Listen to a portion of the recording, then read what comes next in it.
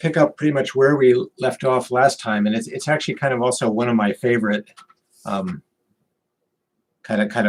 think not as well known as it should be kind of facts about how to think about Minkowski space, and we're gonna then use it to go on to talk about what spinors look like for the Lorentz group. Okay, so let me just remind you of what we did what we did last time. Let's see. What was this? Where did I want to? I gotta get the right formula here. Okay, yeah. So last time, one of the kind of bottom lines of the story is that it's really a good idea to think about Minkowski space not as a space of kind of given by four real numbers for time and three in space, but it's something that's given by a 2x2 complex matrix. And so the idea was that you should associate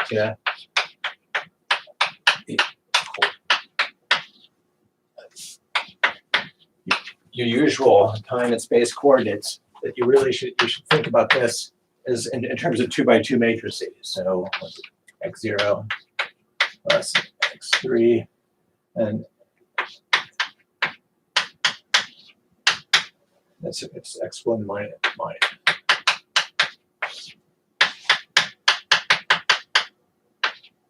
Okay.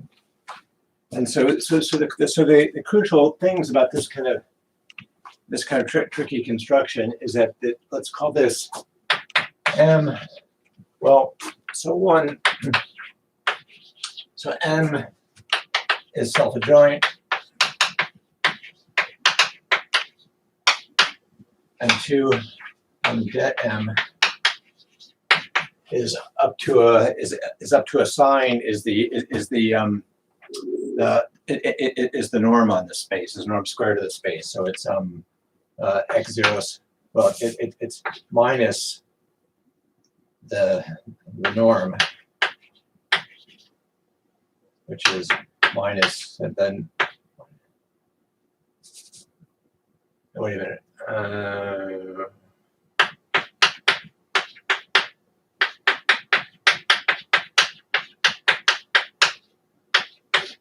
Okay, so I'm using this convention for the norm of these things.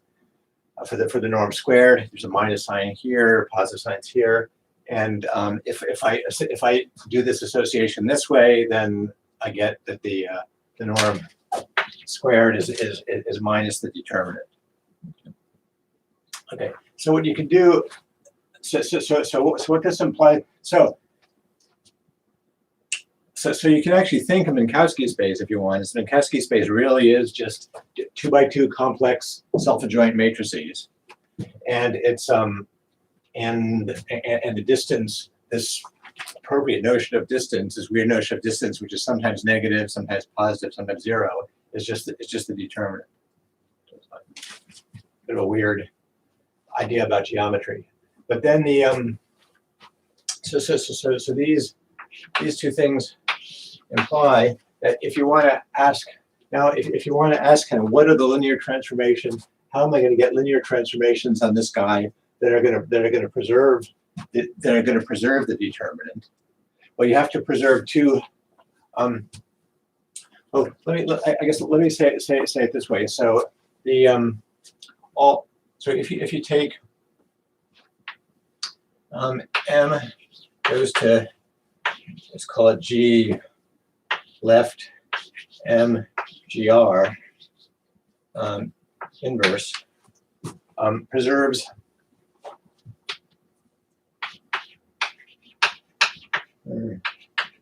just the determinant for GL and GR element SL2C. Okay.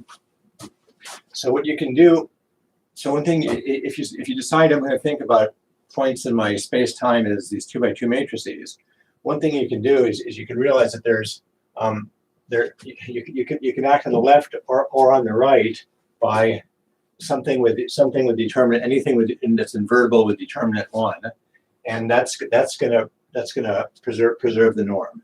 Okay. And what this actually tells you, it turns out, is that this implies, so if you implies that that spin 4C is equal to SL2C. Okay, so that the spin double cover of the group of rotations, so rotations are things that preserve the norm. Well, the spin double cover is exactly given by this, exactly left and right multiplying by this. But you have to watch out though that this is the so this is a statement which is true for any complex 2 by 2 matrices. So these x0s and x3, you could take them to be complex. You have a complex 2 by 2 matrix. In some sense, you've complexified your space-time. And if you do that, then you still have a notion of norm, which is the determinant, and you have a notion of the orthogonal group and its double cover that preserves it, and it's just this guy. And this is related to what I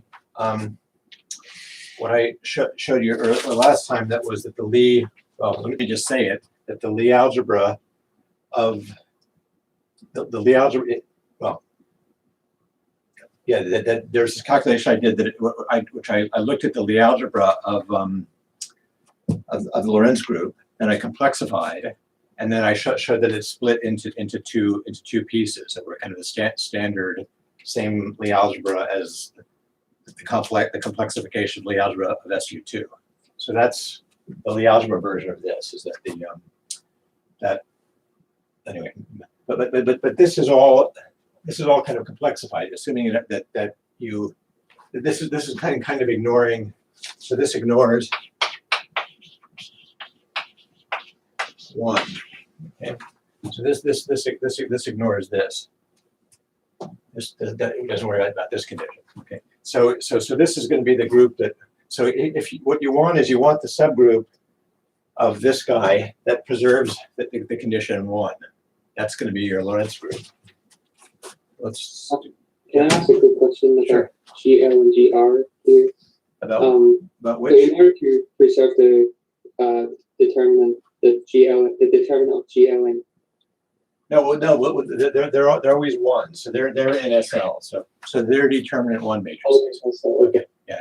So they're always, yeah. So you're not gonna, yeah. That's their only. I mean, that's really kind of their only property. They're invertible, but they also have determinant 1, so that they won't mess up the determinant of this guy. Okay. So let's go. So what we're interested in then is that what we don't care about this, but we're interested in something called a real form of this, something which, when you complexify, gives you this, and so to get down to the real form, we have to find the subgroup here that preserves the self-adjointness condition. Let's do that.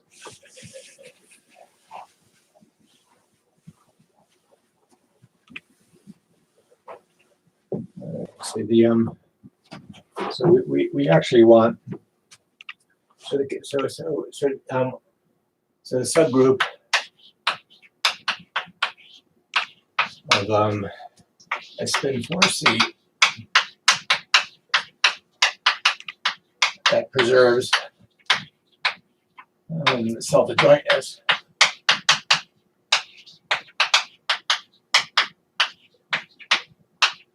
is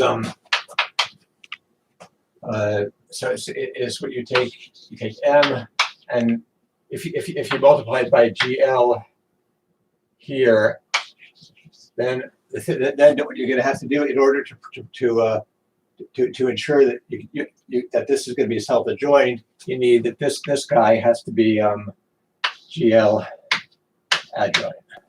Okay, and if you take the then if this guy is self-adjoint, if you take the adjoint of this guy, this will flip over, and you'll get the self-adjointness condition. So this implies so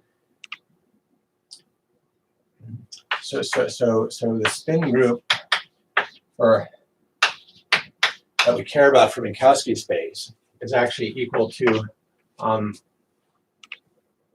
SL2C.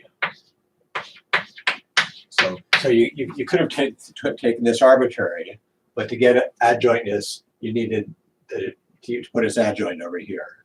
So here it's just GL.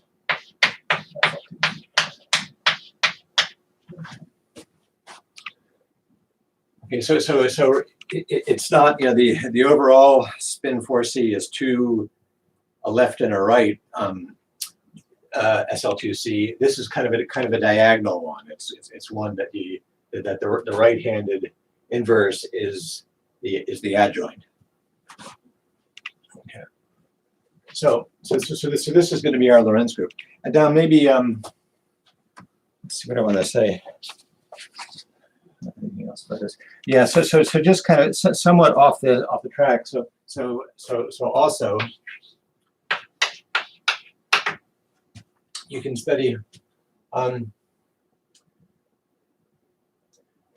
Let's say so for signature, you can do signature 40. So you can work with Euclidean space, and then you just have to take. Let's see. How does it go? I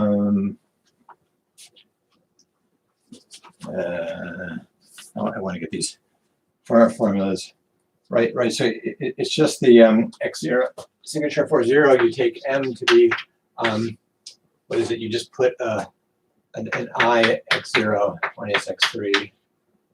Was it which? No. Let me get this right. Plus X3 minus X3 and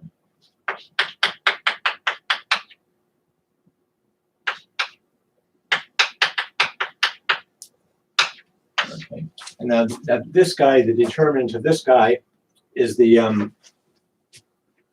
so here det M is equal to minus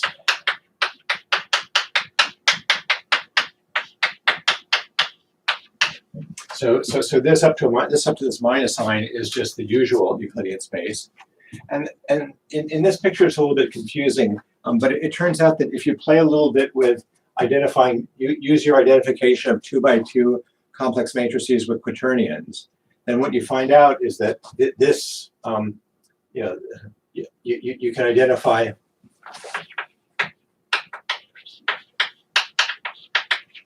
M equal to with the quaternions for things of this form, and what you find is that spin of 40 is just SP1 or which is SU2 across SP1. So this is something we did actually in the first semester. I went over this. It said if you acted on the quaternions left and right by unit quaternions, you preserved the standard norm. And so in 4 dimensions, 4-dimensional rotations that are double covered by this, which is 2 copies of SU2. So you're taking inside the complex thing, which is SL2C cross SL2C, you're taking, you're multiplying the left by this guy and on the right by this guy. And it's exactly the story that I kind of first told you about how to think about rotations in 4 dimensions in terms of quaternions. There's another thing you can do, which turns out hasn't had so many applications in physics, which is to look at signature 2, and then what you do is you take M to be equal to, I don't know, I got this right.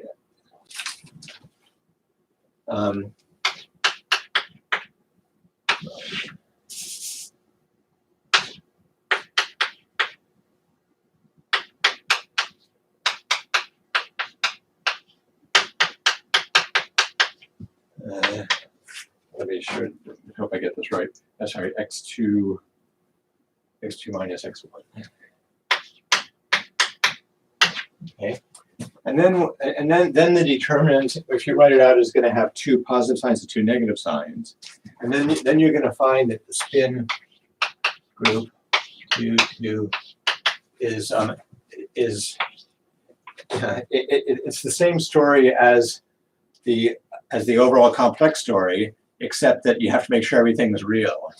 So I mean, the condition that on this matrix is that it be a real matrix. And so you take it, so it's SL2R plus SL2R. Okay. So anyway, so this, this is kind of standard 4-dimensional geometry. This is a bit more of an exotic thing that you don't see very often, but it's actually maybe in some sense the simplest thing, because this is the thing you can do keeping everybody real. Okay, so that's the general story about the groups that I wanted to tell you about. Okay, and so so now what we're interested in is the questions about, what about representations of these groups? And so I'm not going to okay, so we already kind of know, so I'll start maybe with this. So what happens here is we already know what the representations at SO4 are. It's just 2 SU2s, and we know what each of the representations of SU2 are. Now, I'll say some more about that in a minute, but the crucial thing about these things is that the irreducible representations here are unitary representations. What we're going to be doing now is when we go to talk about SL2C, it turns out it doesn't have any unitary finite dimensional representations. And it's the same thing with SL2R. So SL2R and SL2C, they're these non-compact groups. They basically don't have any, other than the trivial representation, there's no unitary finite dimensional representations. There are unitary infinite dimensional representations, and there's kind of a beautiful mathematical theory of those, which is a little bit kind of way beyond what I want to get into. But for whatever reason, that theory doesn't seem to have anything really much to do with physics. So SL2R and SL2C are going to have infinite dimensional irreducible unitary representations, and an interesting theory of them, but it's one that just kind of doesn't really show up in physics, for better or worse. Okay, so let's get back onto the representation theory. But I'm going to right now I'm just talking about finite dimensional representations.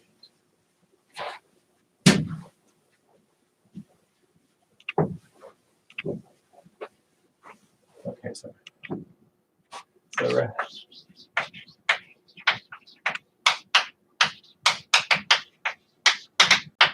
well, for spin 4, so for in the for, if you didn't have this weird this weird sign in the signature to deal with, this would be you just have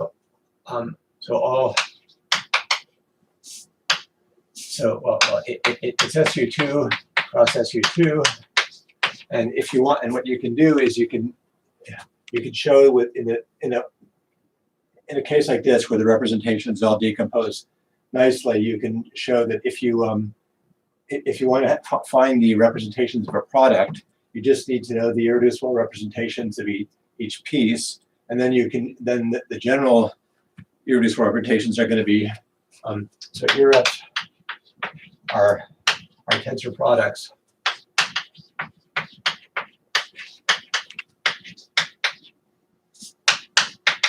I'll call it V S1, V S2, where these V S1 is a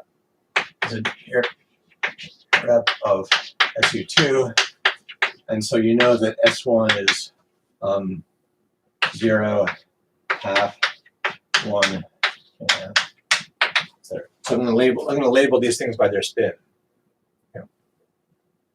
So so in general, so when I write this thing down, what I'll do is I'll write this as just S1, S2. I'll just write a pair of these half integers, and that's going to be a representation of this guy. And so what you want to do, what you find is that the so 0, 0 is the trivial representation. 1/2, 0 is the spin 1/2 representation of this, trivial here. 0, 1/2 is trivial here, spin 1/2 here, and then the 1/2, 1/2 is the tensor product of these two spin representations. So anyway, so that's the story. This is fine. This is actually the story, the full story about the orthogonal and spin group in 4 dimensions and what its representations are. It's the same thing as in 3 dimensions, that there's a let's see. Yeah, you have to be a little bit. So you have to figure out which of these representations are going to which of these representations are going to actually be representations of SO4, not just spin 4. It's the same thing that when you had spin 3. Half the representations were, had kind of a minus sign problem and were not representations of SO3. You're going to have the same problem here. Half the representations are not going to actually be representations of SO4. Or I think it's a half, but anyway, you can sort that out. But this is the this really is the general story about the or finite dimensional representations, the orthogonal group in 4 dimensions. Okay, so now, but we're interested in spin 3, 1, which is SL2C. Okay. And now the thing is, so the thing about SL2C representations, I guess I should start. There it is, yeah. So there's 2. Okay, so what okay, so in some sense, you already know how to construct SL2C representations. The construction that I gave you it's the same construction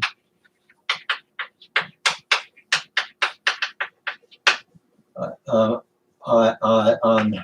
polys in Z1 and Z2 as for SU2.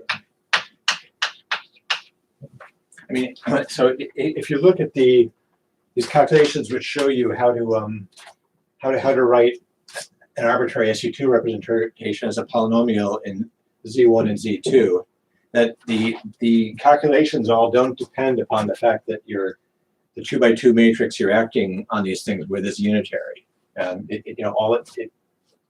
It's fine for it to be SL2C. Whatever. The S means that still it preserves the degree of the polynomial. Okay, but okay, so you have the same construction of polynomial. So you get erups on of M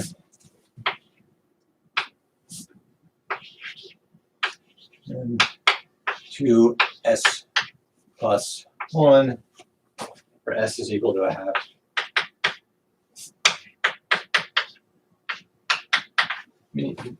Anyway, yeah, you get the same thing. You get the same thing. But okay. So as far as this actual construction of SL2C, it kind of looks the same as far as if you concretely think of a representation of SU2 as a polynomial in Z1, Z2, well, you're also, the 2x2 linear transformations that are mixing the Z1s and Z2s. You can just not take them to be general ones, not unitary ones. Okay, so, but what's different? So now there's something that's different here, though.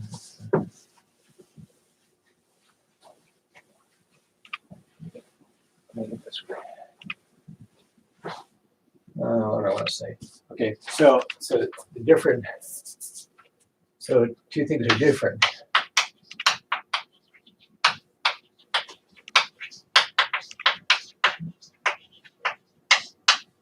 Let me do it in this order. So one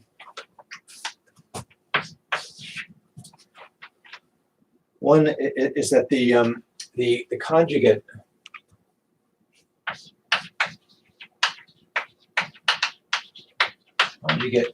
rep is not equivalent. Okay.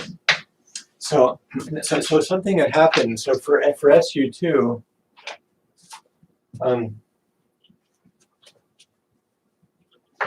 me just kind of. So there's something that happened. There's something that was very special about the SU2 group, which I didn't really emphasize, and it kind of showed up a couple of times when we were. What we were doing is we were constructing SU2 representations, and finding them, and they weren't exact. They didn't seem to be exactly the same. The representation matrices differed by taking, by taking a transpose, and by taking a transpose. So what you but it turned out that the reason for that was that you could imagine that when you're the same construction I gave you in terms of polynomials in Z1 and Z2, I could have complex conjugated the whole thing and worked with Z1 bar and Z2 bar. Or in other words, I could have for SU2. So for SU2, you have this fact. So maybe let me you have G is equal to alpha beta minus beta bar alpha bar, but you also you have this fact that if you take 0, 1, 1, 0 alpha beta minus beta bar 0, 1, 0, 1 minus 1 inverse, you get alpha bar or minus beta alpha bar alpha. Okay, which is the conjugate. This G conjugated. So normally, if you have a representation on complex vector space, you can always find a new representation by just complex conjugating all the matrices. But what happened? But it turns out that for SU2, if you do that, this is the same. That these complex conjugated matrices are just they're just a conjugate of conjugates of each other. So this sorry, should be a minus one here. Yeah. So this matrix, so this conjugation is a unitary equivalence between the representations using these guys and the representations using these guys. So if you tried to kind of construct new irreducible representations using Z1 and Z2 bar, then all of your matrices would be conjugated, but you wouldn't have actually constructed anything new, because the things you would have constructed were just they were just a change of bases of these things. Okay. But for SU2, they are equivalent.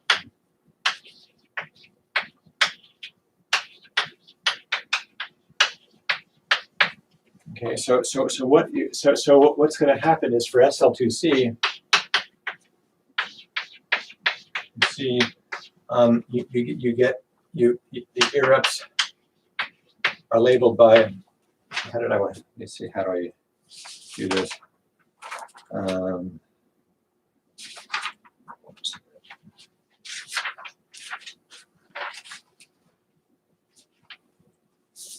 Labeled are also labeled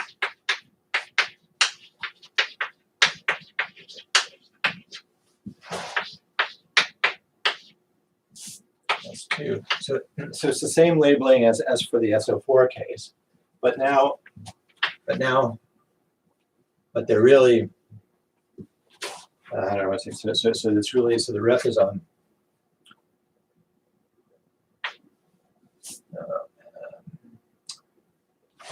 Okay, but S2, but it's really the it really means pi. This is pi S1 of G and pi S2 of G conjugated. So what that means now? It means here is that you're going to have an SL2C rep on Z1, Z2. So spin, let's call it spin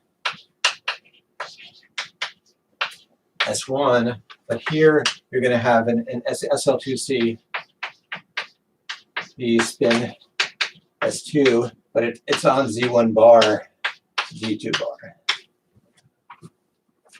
So you've got, so the labeling of these things looks just the same as it did for the SO for the spin 4 case. They're also going to be labeled by pairs of kind of positive half integers of spins, but the meaning is going to be different. In the spin 4 case, these were kind of the unitary spin 1/2 representations, spin S1 and S2 representations of SU2. In this case, they're the spin S1 representation SL2C, and then the conjugate spin S2 representation of SL2C. Okay. So there's, but it's the same group is acting on these guys, and again, sorry, this is acting on it's the same construction. It's VS1 cross VS2. So it's the same thing. It's the standard kind of 2s+1 dimensional complex space that the spin representation that spin representation acts on. But on the second one, but it's the same group acting on the two, not different groups. And the second one, it's acting by a conjugate. Okay, so this is the, so I won't completely prove all these statements, but this is not too hard. It's not too hard to see. And I mean, the main thing, yeah, it's really essentially the same argument as for spin 4, except that what's happened is you've lost the you have this new thing that you can do. Well, one is you realize that you can, these things that were SU2 representations are also SL2C representations. And then the other thing to realize is that you can take the conjugates, take the conjugate representation, and it's a different gadget. It's not just a change of basis of something you already knew about. Okay. Okay. So that's the first story. So what we're going to do when we talk about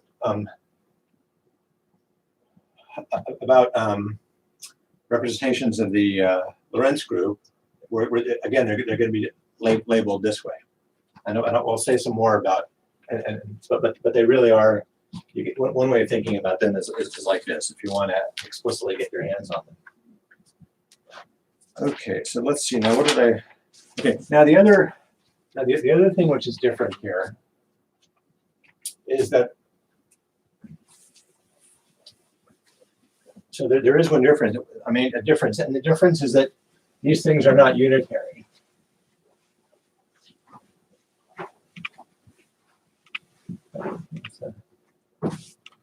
So two finite dim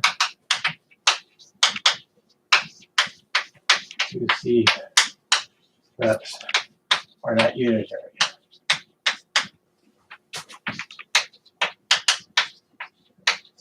So they're only unitary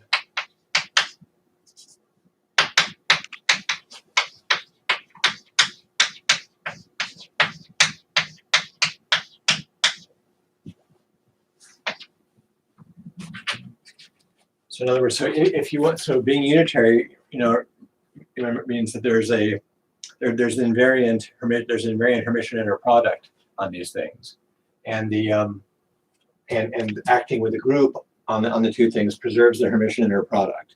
Well, this is just not true for general SL2C transformations, because preserving a Hermitian inner product means that your linear transformation, its inverse has to be its adjoint. It has to be unitary. Well, these guys do not satisfy. So these guys satisfy G inverse is equal to G adjoint. These guys don't. G inverse is not necessarily equal to G adjoint. There's no that's you've lost that condition when you go here. And when you lose that condition, you've lost the fact that this transformation is going to preserve a Hermitian inner product. So there's something really kind of funny has gone on here, which you have to watch out for, because the part of the whole kind of philosophy of quantum mechanics is that everything depends upon this Hermitian inner product on your state space. So you've up until now you've always been looking at transformations of your state space that were unitary, because you wanted to anyway to be in some sense, any kind of sense of symmetry of the situation, you needed to preserve the inner product, the underlying inner product of the state space. But these guys, we'll see. The thing to watch out for is that these kind of C2 state spaces that we're talking about when we're doing special relativity are not actually. Anyway, they have some weird features. They're not by themselves. They don't kind of behave like a nice unit. They don't behave like a nice qubit degree of freedom, which has these unitarity properties. You've kind of lost that. They have some other behavior, and you're going to have to. And if you're going to build a physical theory out of them, you're going to have to do something to recover states that are unitary. If you just say, well, what describes my particle at a point is this SL2C, this degree of freedom with SL2C acting on it, you've kind of lost any notion of a good Hermitian inner product on this thing. Okay, but we'll see that later. Okay, so that's the and the what can I say about this? Okay, and then there is one thing that you do have.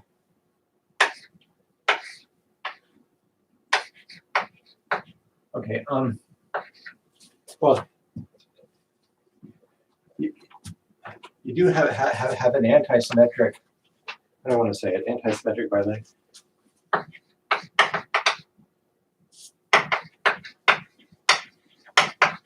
Bilinear form.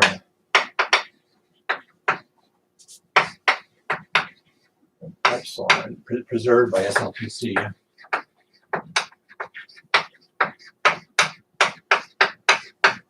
And that's the thing that just epsilon of kind of, I'll write this to psi, or psi phi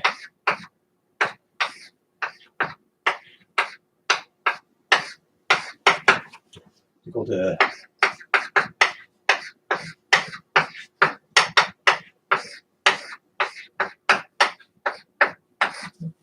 anyway. So if you, I mean, you can see what happens if you multiply this by anyway. If you multiply both of these guys by an SL2C thing, you'll see that the SL2C again, but because of the S, because these are determinant one things, preserves this form. I mean, this in some sense, this is just if everything were real, this would be just the standard symplectic form in 2 dimensions. And remember the standard, so this is the complex, the C version of SP of 2R is equal to SL of 2R. Okay. So remember when we were talking about about 2-dimensional phase spaces, and in two-dimensional space phase, you had this kind of there was this kind of, the Poisson bracket was determined by this underlying antisymmetric bilinear form, which you sometimes write dp dq which dq, and that and you had you were interested in things that preserve that. That was a symplectic group in 2 dimensions. That was SL2R. Well, in some sense, this is just the same fact, which I've allowed things to be complex. I've just allowed the anyway. So I've allowed these transformations to be complex, and I've allowed the vector space, instead of being R2, it's C2. I mean, there's no kind of, I don't know if there's any kind of interesting relation to this kind of symplectic geometry so much here, but it's just every so often the existence of this guy is useful. And so, and maybe the main thing to say is that you can use epsilon. So it's the same thing that you're doing when you're doing symplectic geometry. If you wanted, in the typical kind of symplectic vector space that has this antisymmetric, non-degenerate bilinear form, you don't actually have a usual inner product or a metric. So you can't use a metric and kind of upper and lower indices and use that to identify vectors and their transpose vectors and dual vectors. But here you can use epsilon to identify SL2C reps and their duals.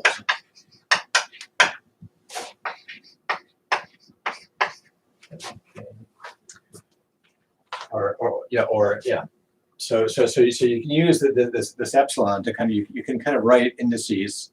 You can kind of write indices to describe these things and use these as this matrix as the gadget that moves indices up and down and abstractly gives you a fixed identification of a vector space and this dual.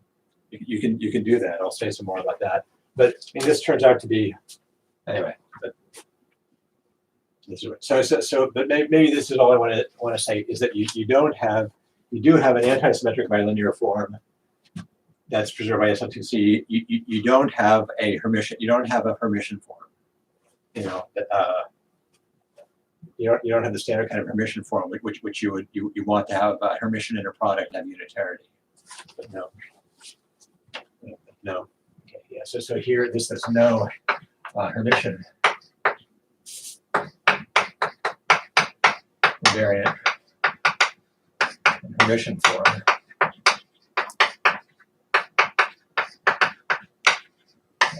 But you do have this guy.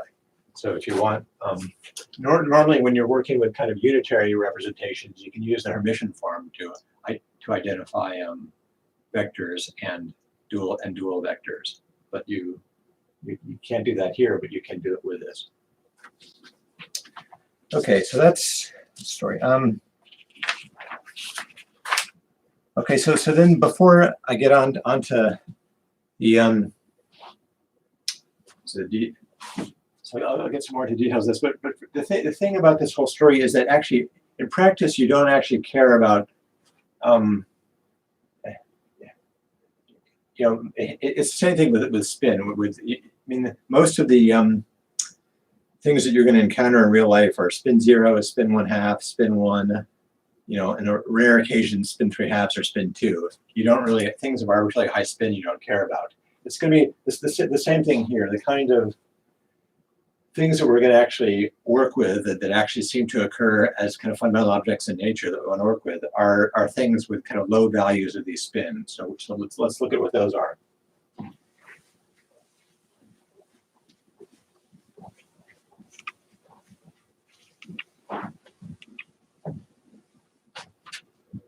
Let's do some examples. Well, so 0, 0 is a trivial representation. So this is something that behaves trivially under Lorentz group. It's kind of scale, or you often call this the SpinZero or SpinZero or scalar. Okay. But then But then you've got the 1/2 0. So this is okay. So this is a representation on C2.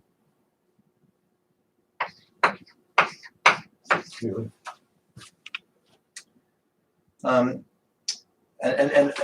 let's see. I want to call this. Yeah, and so I'll often write this as SL. So we'll say more about this later, but we'll call this as it's spinors, but we're calling them left-handed spinors because they're the standard rep of this GL.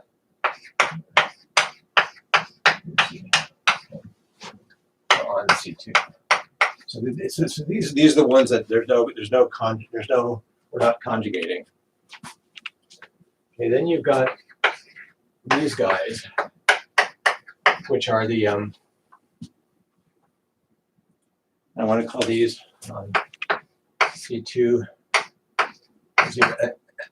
And now we'll think I'll call this space I'll call it this C2. I'll call it SR. Where GL acts by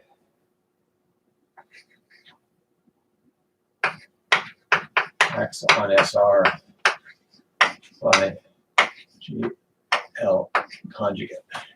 So remember, I mean, this representation here is just kind of the defining representation. That if you're thinking of the elements of the group as 2x2 matrices, it's just that 2x2 matrix that acts on here. Here, it's the I'm taking the same thing, but I'm making it act by the conjugate.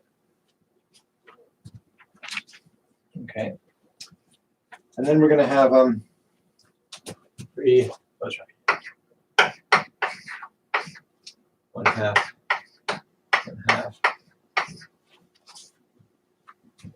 1/2. And so this is going to be on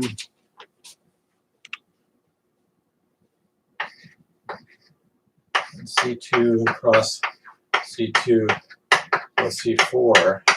This is going to be the complexified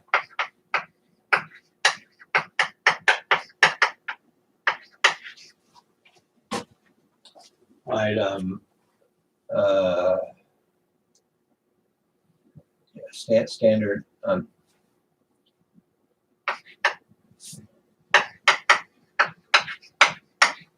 third action spin through.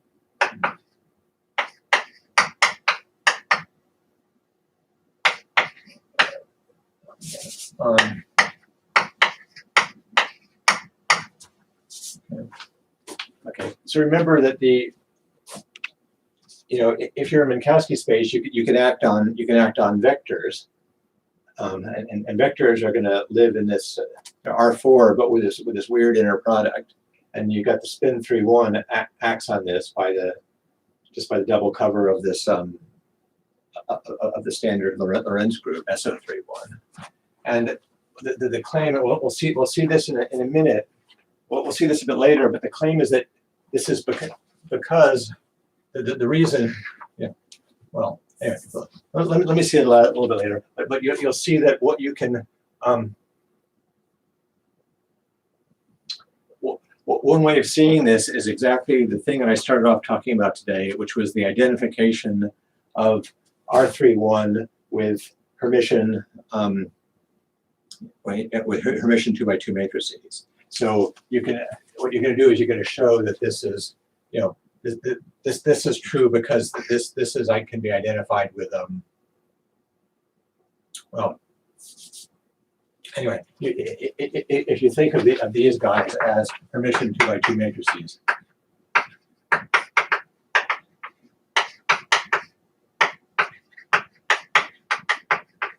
and remember that you have to then to act on these guys, preserving them. You act on one side by a group element, on the other side by the adjoint of that group element, and so because of that, that corresponds to this fact. So we'll come back to this a little bit later, but this this is just a different way of seeing the same kind, this kind of fact I was talking about at the beginning. And then there's some other ones that occur. One thing that's going to occur a lot, which is kind of important in physics, is that it turns out that these two things often come together. And we'll see later that the if you interchange, if you do kind of a parity transformation, if you go from a right-handed coordinate system to a left-handed coordinate system, you're going to interchange these. You're going to interchange these guys. And if you want a theory which is invariant under this parity transformations, then these guys have to occur in the same way. So you'll sometimes see that what you want to do is you want this guy. Sorry, 1/2. So this is not an irreducible SLTC representation, but it's you often see these guys coming together. So we'll see this a little bit later. But I want to say something about that.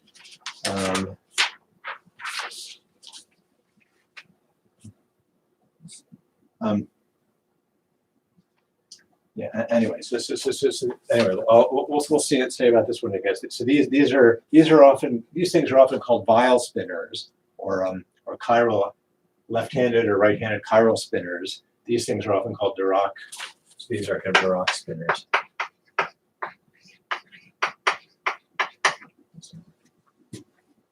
And I guess I don't want to do the other.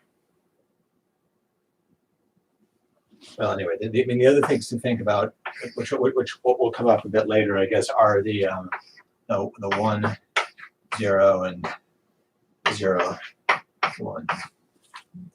So these guys are well, maybe we'll say anyway. I don't want to say too much about them now. They may come up later, but they're kind of self-dual. These correspond to self-dual and anti-self-dual 2 forms, or something like this. And these are going to come up in the when you start thinking about photons. If you think about the photons are going to have helicity 1 or helicity -1, and then you may want to use you can describe them using these things. But we'll get to that later. But this is a fairly complete list of the actual representations you'd actually see. You're not going to I mean, anything bigger than this, is going to have an overall kind of net spin of the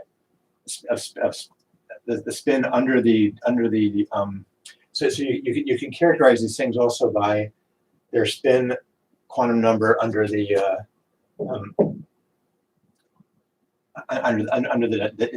under the SU2, and so these would both be spin 1/2. This would be spin 1. These would be two different spin 1/2 things. These would also be spin 1 things, and then anything other than that is going to be, as far as SU2 is concerned, spin 3/2 or spin 2 or higher. And unless you're talking about gravitinos or the graviton or something, you're not going to see those things very often. So this is pretty much the complete list of the ones you're actually going to care about. Okay, so let's see. Okay. Well, so let me go through. So what I'm going to do anyway, and I guess so in some sense you can see that everything is really kind of built out of well, anyway, at least if you don't deal with these guys, everything is really kind of built out of these things, because you're taking a tensor product of this with this, and here you're taking the direct sum. But the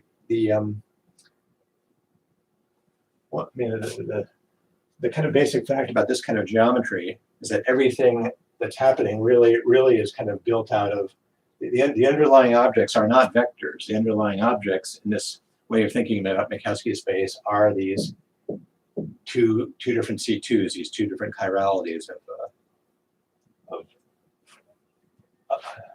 of these SL2C representations.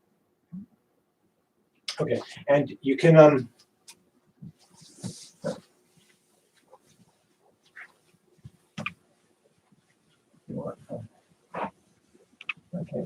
and what you can do is you can actually develop. Let me say this. You can develop a spinner version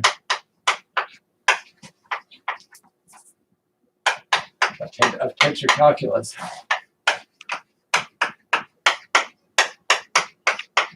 In 4D, and it's actually very useful. So this is something that's exploited a lot by a lot of different physicists and mathematicians have worked on this. That if you're trying to do four-dimensional geometry, and especially if you're just anyway, if you're trying to do four-dimensional geometry, or you're trying to study black holes or solutions of Einstein's equation or whatever, maybe you really shouldn't just be thinking in terms of a manifold and its tangent vectors and the metric and so in the standard version of geometry, what you're doing is you're thinking about a manifold, you're thinking about tangent vectors, and then the dual space of cotangent vectors, and you've got a metric which gives you an identification between the tangent and cotangent vectors. And so you write down tangent vectors in terms of coefficients with a lowered index.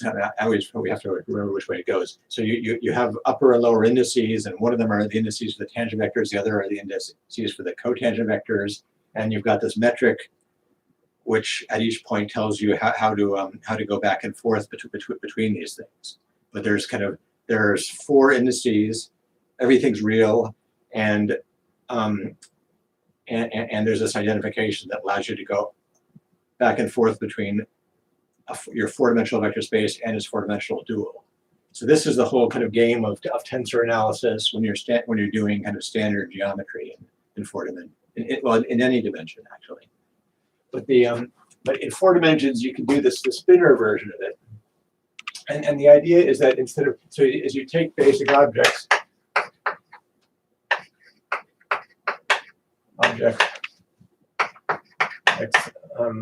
not the vector, not vectors element of the tangent space.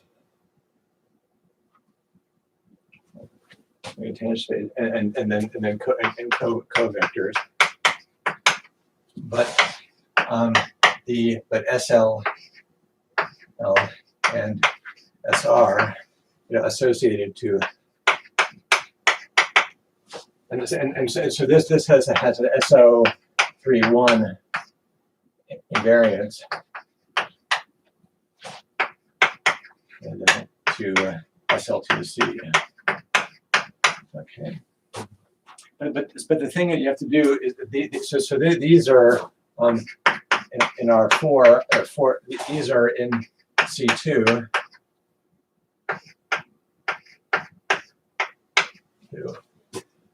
But so what your whole you end up with this whole different kind of version of tensors and tensor analysis. But you just have to watch out that you still have upper and lower indices depending upon whether you're talking about SL or the dual of SL, and of SR or the dual of SR. You're going to have upper and lower indices. But what you have is so you relate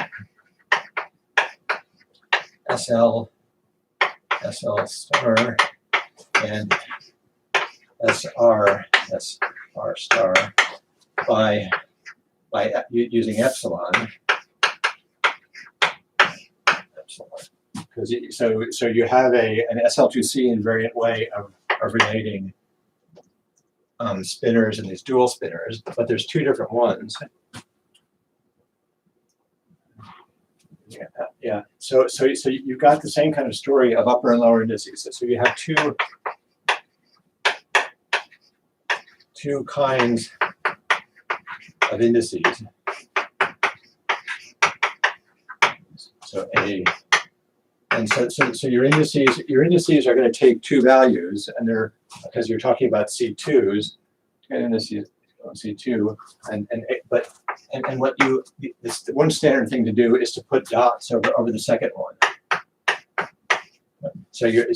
Whereas your coordinates in 4 dimensions were before indexed by these vectors, going from with coordinates from 0, 0, 1, 2, 3.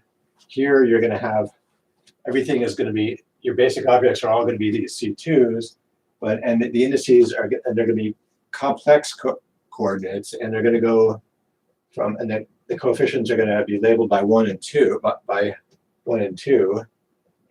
But there's going to be 2 of them. There's going to be standard kind of coefficient coordinates, and then there's going to be kind of dotted coefficients. And the name for this whole thing is sometimes this is called the Van der Waals.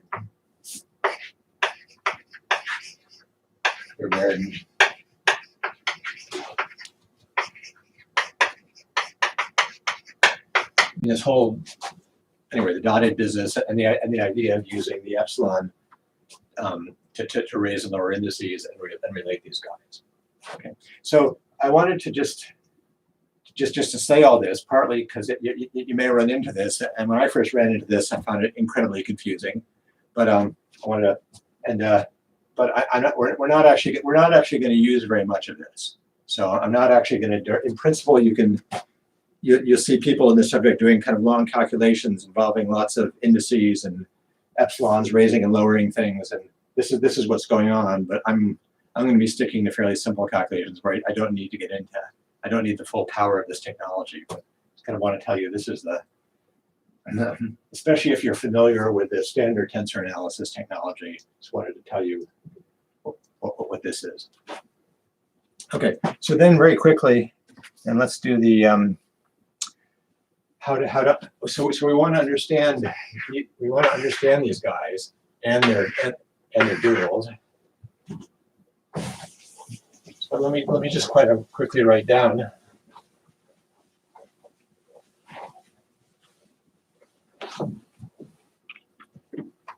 Let's see. So okay. So the first one is going to be we have this SL representation, and this is just the standard thing. So you're going to have psi L are it's going to act on these C2s, and you're going to take psi L goes to omega psi L, where omega is some SL2C matrix. It's just the standard defining representation of SL2C on this guy. So whenever I say this, I mean this representation of SL2C. Okay, and you can play with, but this is a fairly straightforward thing. Then the second thing is the dual.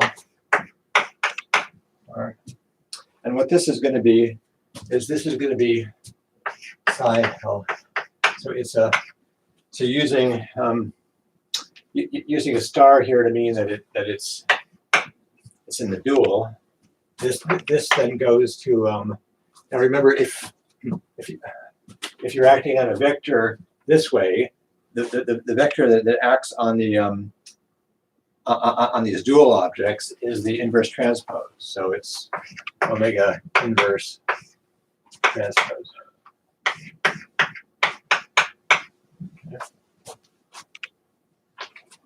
Okay, and anyway, let's save this, and then you can relate.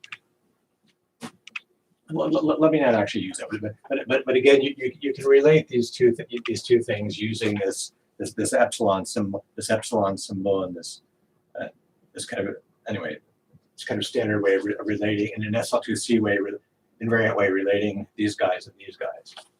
But then the third one is going to be SR, and this. So here I'll write these guys psi R, and again it's also going to be a C2. But it's going to be a C2 that SL2C acts on it by taking. So it's just again SL2C is acting on this representation, but just it's the conjugate one. Okay. So this is the 1/2 0. This is the 0 1/2, and this is the dual of the. Okay, and then the fourth one is going to be SR star, and that's dual vectors, and here go to the dual of this guy. Now, he's well, anyway, omega bar inverse transpose.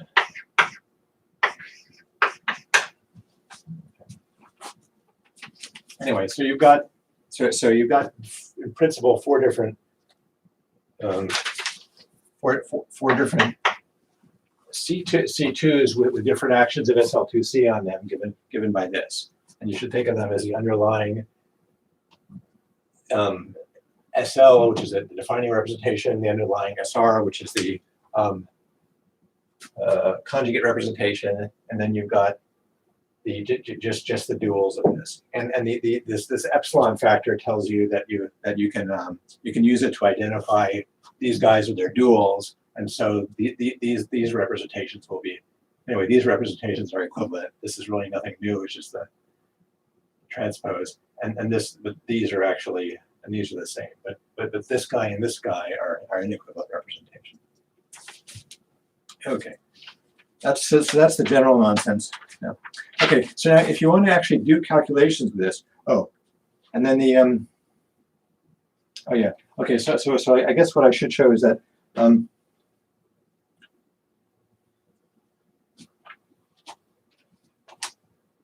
yeah, so okay, so, and then you notice that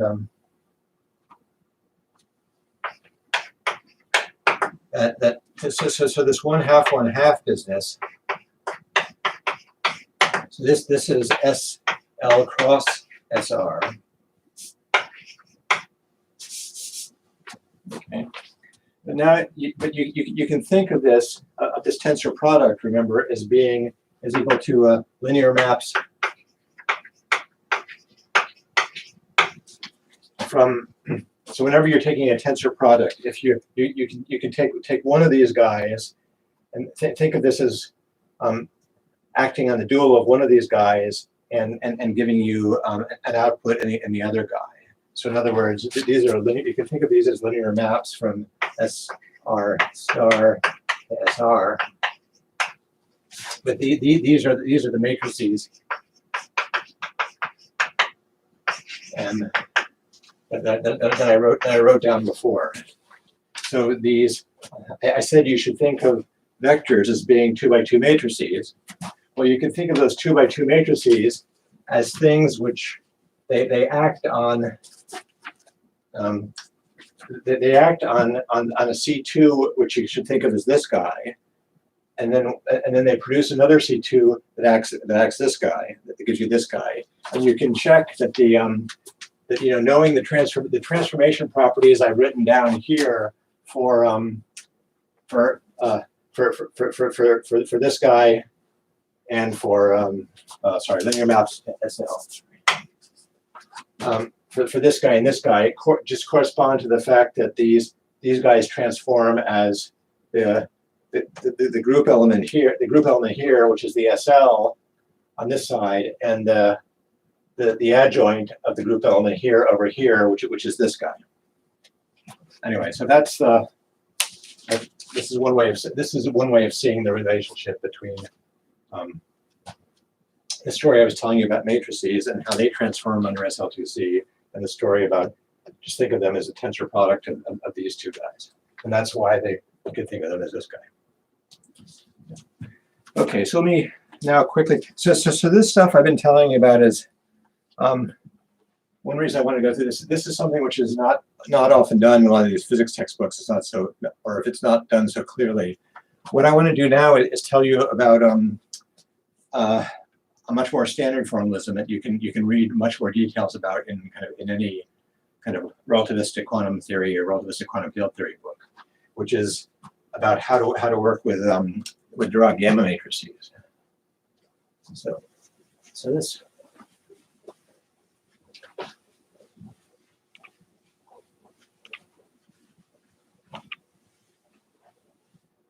So gamma matrices and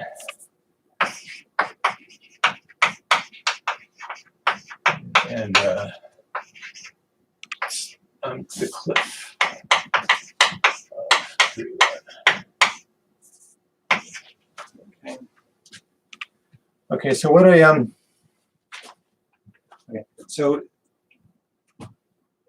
I'm going to go back, and I told you at some point that a good way to think about spinors in an arbitrary dimension was to think about them as using in terms of the Clifford algebra. And so what we should do, so we want to use. So if you believe this, we should think about the Clifford algebra, the 3-1 Clifford algebra. But what really happens here is we notice that the Cliff, if you take the Clifford algebra in a 3-1 signature, and you allow complex linear combinations of it, what you get is you get you get what I call the cliff of 4C, which was M. So this is so all. Anyway, so if you allow complex coefficients here, you get all 4x4 complex matrices. But you have something different. Is that you have what you have is you have a certain. You don't just have all 4x4 the algebra of all 4x4 matrices. You have the algebra of all 4x4 matrices, but sitting inside here, you have the actual original vector space itself as the linear combinations of the gamma matrices. And so what you want to do is you want to write so C4 sits inside this M of 4C as the linear combinations. Here of generators, gamma, right? And so remember this. So here you've got gamma 0 squared is equal to -1. Gamma 1 squared is gamma 2 squared, or 3 squared is equal to 1. So you want to find elements of here. You want to find 4x4 matrices such that this is true. So the standard thing that you do is you okay. So now this is where you start. You get various. You have various choices, various standard choices.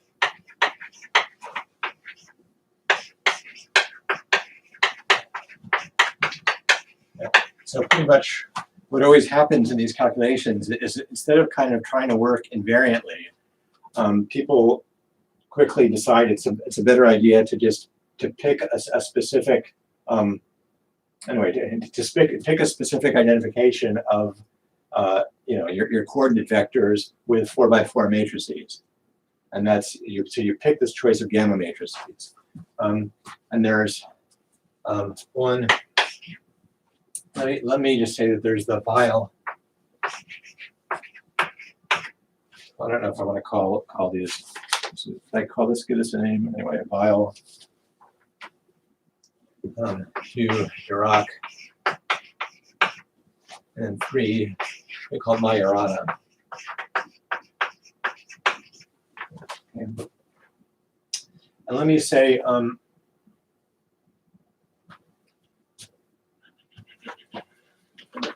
And the point is that here, so the Majorana one is kind of a special case, which we may get to later. But this is this actually corresponds to the fact that you can actually choose them real. So the gamma K are real. Okay. So this guy is actually equal to M of 4R. And so you actually can you can define a representation in which all these guys are real. Now it turns out that's not actually doing that for most kind of things you're interested in. It is actually not a great idea, because the problem is that you're going to want gamma matrices that behave really nicely And that they give you that when you exponentiate them, when you exponentiate pairs of them, you're going to get these SL2Z representations. So you actually want to use the one which behaves really best in terms of the link to the representation theory I've been talking about is this guy. So let me quickly tell you about this guy, and then maybe a bit more next time. But this is a special one that you pick things real, and you can actually then easily recover this as the real things. But you end up with your spinor degrees of freedom are four real dimensional gadgets, and it's kind of anyway. They're not unit, and they're not. There's no unitary version of SL2C acting on them, and they're pretty exotic objects. So maybe I'll talk about them a little bit later in the course. But we're wondering about this, and this guy I think I also won't talk about too much. This guy is actually most used. One reason this guy is very nice is that he actually behaves nicely in the non-relativistic limit. If you're writing down these theories we're going to write down, and you want to take the non-relativistic limit, this guy's going to behave better than the one we're going to talk about. But the one we're going to talk about is the one where you can actually see how the SL2Cs act as nicely as possible.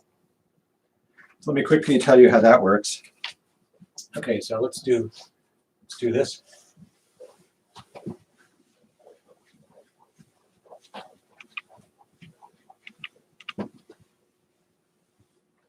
So the vial choice is that what you do is you define gamma 0 is well, there's always going to be a minus I in this way. 0, gamma 1, and let me just say that gamma j is then minus I 0 sigma j, sigma minus sigma j. So these are 4x4 complex matrices, and I'm writing them in block diagonal form. And this is the nice thing about the vial representation. The vial representation, these things can be nicely split in this in this 2x2 block form. They behave very well, and that's not true of the other two choices. Okay, and then what you do is, and you can check that if you square this, you get -1. You square this, you get +1. Okay, and then what you do is, okay, so then you get a representation of the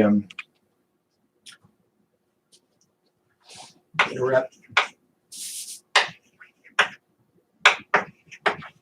of the SO31 equal to the SpinZero on the quadratic using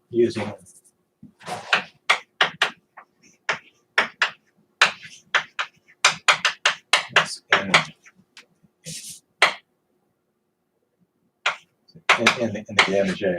So if you take products of two of these, if you take products of any two of these things, what you're going to get is you're going to get an objects which behave which live in the Lie algebra of in the Lie algebra, which is of the spin of SL2C or of this guy. And I think I worked this out.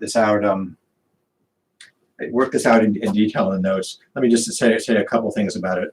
So for example, so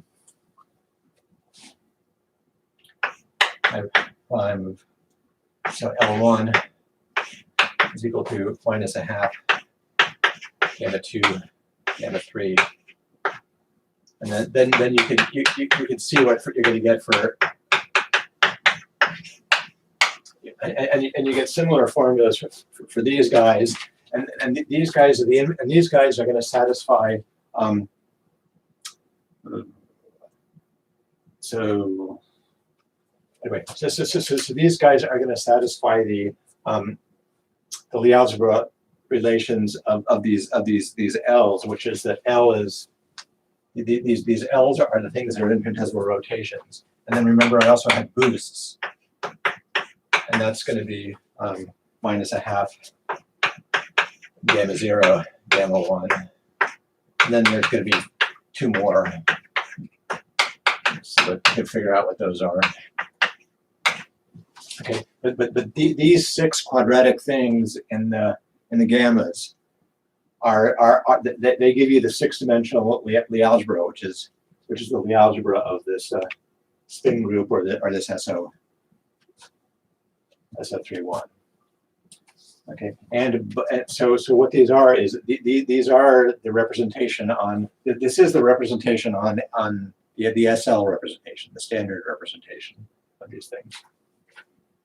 Okay, and then if you want to so using if you start taking LJ plus minus I KJ. So remember that I could.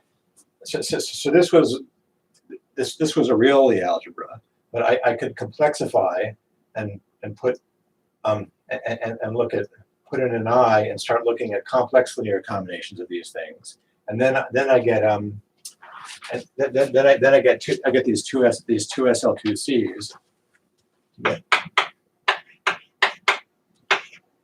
SL2Cs.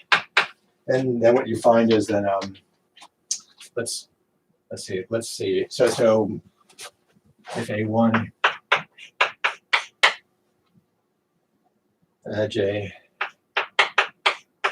F LJ plus I KJ, then I prime of AJ over 2 sigma J.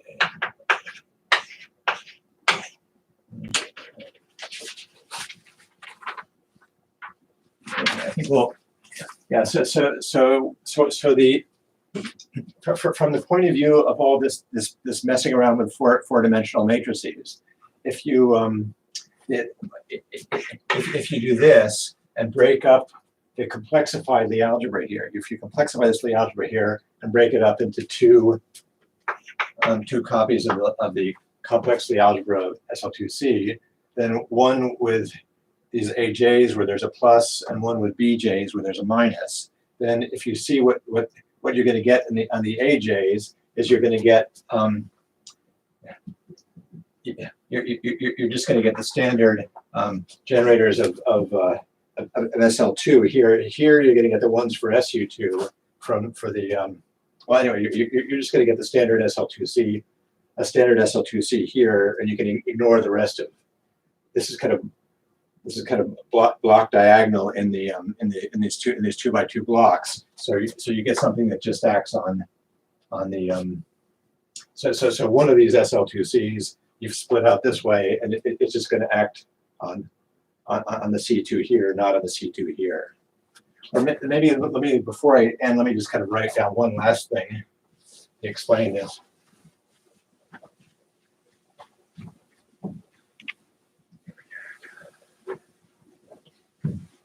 So that maybe the thing to say is that the gamma matrices act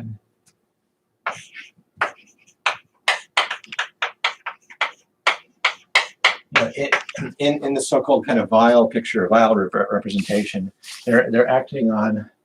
I'll call bigger side. So what I'm putting is I'm putting together R star. So this is really an element of this C2 here plus this R star, and so that's this guy and that's.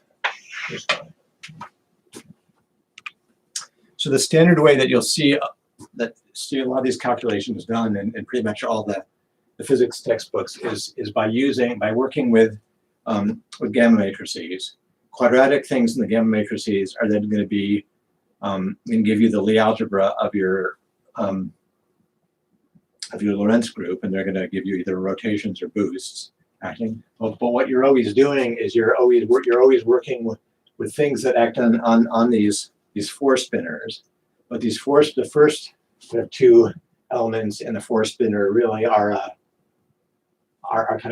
the so-called this kind of standard left-handed C2 for SL2C, and the bottom ones are the dual of the standard conjugate one for SL2C. So anyway, so I guess let me better stop there. Maybe I'll say a couple more things about this to finish this up next time. But this is it, and I'm hoping that the as I said, you can find lots and lots of details about how to do these calculations with these things. But a lot of the standard physics textbook things don't really tell you in a kind of nice and invariant way about how the representation, how the Lorentz symmetries are working in this case and about this story. So I wanted to kind of emphasize that.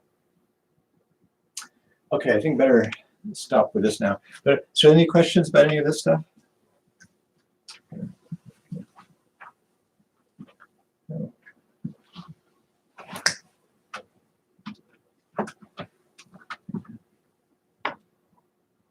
Actually, how many of you have had a course with some kind of version of the Dirac gamma matrices?